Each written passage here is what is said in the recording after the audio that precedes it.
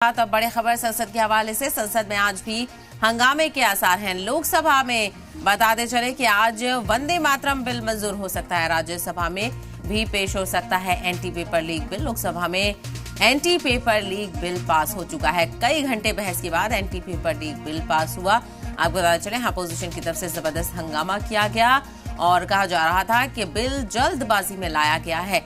तो फिलहाल लोकसभा से पास हो गया है और अब बारी है राज्यसभा की। देखना अहम होगा कि राज्यसभा में बिल आसानी से पास होता है या हंगामा देखने को मिलता है। तो वहीं दूसरी तरफ आज भी हंगामे के आसार हैं, क्योंकि आज वंदे मातरम बिल मंजूर हो सकता है। यानी वंदे मातरम अगर आपने नहीं गाया तो आपके खिलाफ कार्रवाई हो सकती है।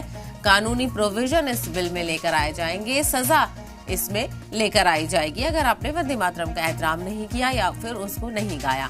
तो उसके अलावा बताते चले कि राज्यसभा में आज एंटी पेपर लीक बिल होगा पेश, जो कि लाया गया है।